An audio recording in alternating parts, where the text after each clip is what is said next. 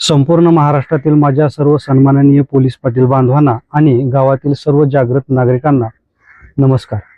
मित्रहो, आज आपण एका अशा ज्वलंत विषयावर चर्चा करणार आहोत ज्याचा मनस्ताप महाराष्ट्रातील प्रत्येक गावामध्ये कधी ना कधी कोणाला ना कोणाला नक्कीच झालेला असतो. कल्पना करा, तुमच्या गावात एखादी व्यक्ती जी आहे जी रोज दारू पिऊन धिंगाणा घालते, आपल्या माता भगिनींना आणि नागरिकांना रस्त्यात अडवून अश्लील भाषेत शिवीगाळ करते, किंवा अशी एखादी व्यक्ती जिचे मानसिक संतुलन बिघडले आहे आणि ती वेडेपणाच्या भरात स्वतःच्या किंवा गावकऱ्यांच्या जीवाला मोठा धोका निर्माण करत आहे. अशा वेळी करायचे काय? गावची डोळे आणि कान म्हणून काम करणाऱ्या पोलीस पाटील या नात्याने आपल्याला नेमके कोणते कायदेशीर अधिकार प्राप्त आहेत? अशा उपद्रवी घटकाला गावातून तडीपार कसे करायचे, किंवा एखाद्या मनोरुग्णाला पुण्याच्या येरवडा मानसिक रुग्णालयात उपचारासाठी कायदेशीर प्रक्रियेने कसे पाठवायचे, आजच्या या व्हिडिओमध्ये आपण या प्रश्नाची कायदेशीर आणि सविस्तर उत्तरे शोधणार आहोत. कायदा आपल्याला नेमका काय अधिकार देतो हे जाणून घेण्यासाठी हा व्हिडिओ शेवटपर्यंत न चुकता पहा. आणि जर तुम्ही अजूनही चॅनलला सबस्क्राईब केले नसेल तर चॅनलला सबस्क्राईब करा.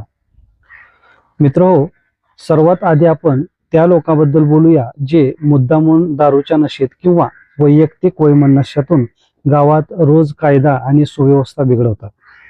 अशा व्यक्तीवर कायद्याचा कठोर वचक बसवण्यासाठी पोलीस पाटील आणि स्थानिक पोलीस ठाण्याच्या माध्यमातून टप्प्याटप्प्याने कारवाई केली जाते. त्यातली पहिली पायरी काय, तर अधिकृत पोलीस पाटील डायरी आणि अहवाल. जेव्हा अशी कोणतीही घटना घडते तेव्हा गावचा कायदा सुव्यवस्था रक्षक म्हणून पोलीस पाटलांनी तात्काळ आपल्या अधिकृत डायरीमध्ये त्या घटनेची तारीख, वेळ, स्थळ आणि प्रत्यक्षदर्शी साक्षीदारांच्या नावासह सविस्तर नोंद करावी.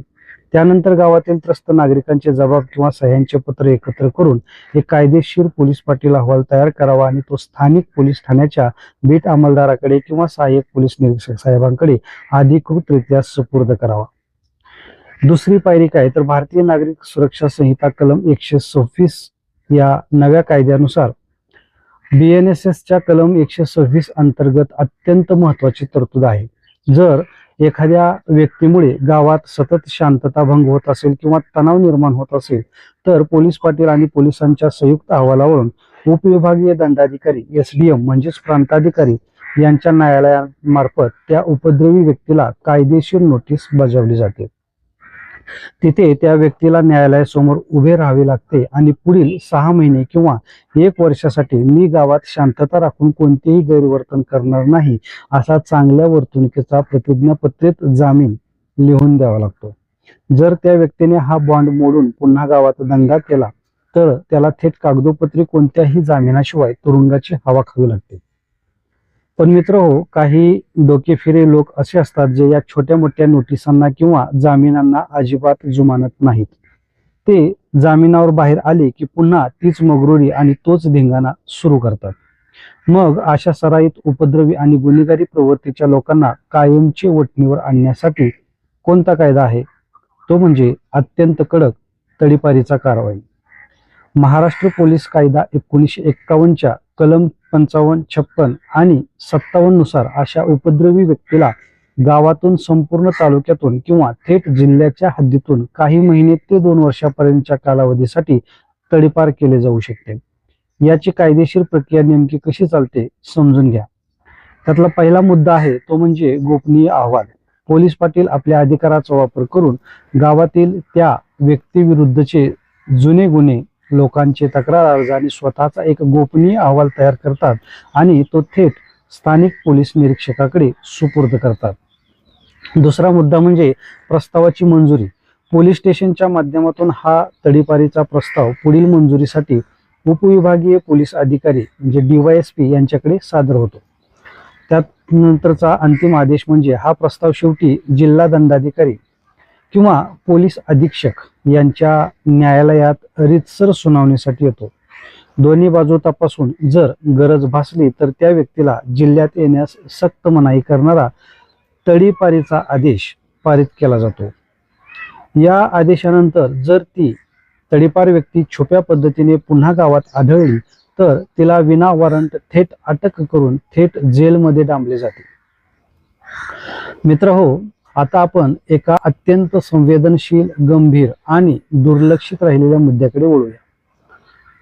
समजा गावात एखादी व्यक्ती खरोखरच मानसिकदृष्ट्या आजारी आहे, तिचे मानसिक संतुलन पूर्णपणे बिघडले आहे आणि ती हिंसक बनली आहे. ती रस्त्याने जाणाऱ्या लोकांना दगड मारते, स्वतःचे कपडे फाडते किंवा घरातील लोकांनाही जीवाशी मारहाण करते.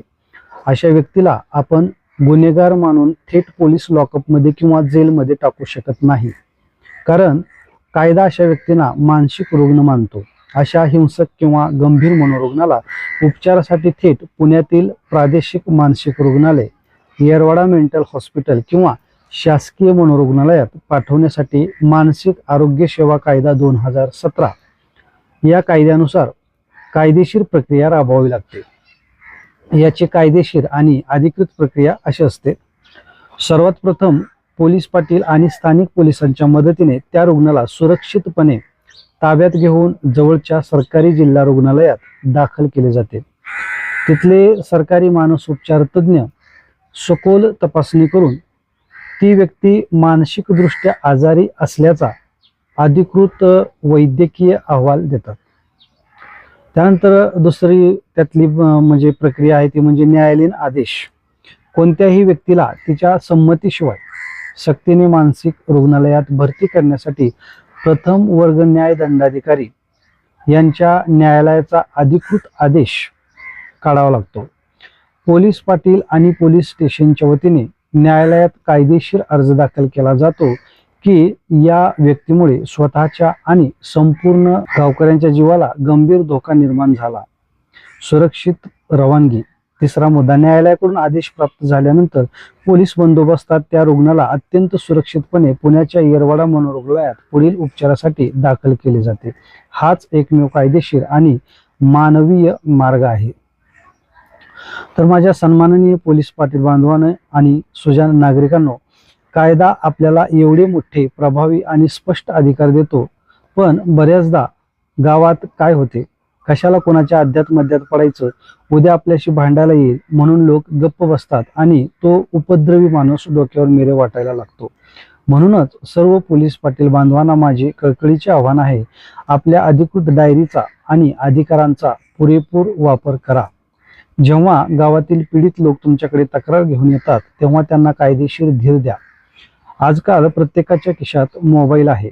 पुरावा म्हणून त्या उपद्रवी व्यक्तीच्या धिंगाण्याचे किंवा कृत्याचे सुरक्षितपणे व्हिडिओ रेकॉर्डिंग करून ठेवा, जेणेकरून न्यायालयात किंवा पोलिसांसमोर आपला अहवाल 100% मजबूत ठरेल.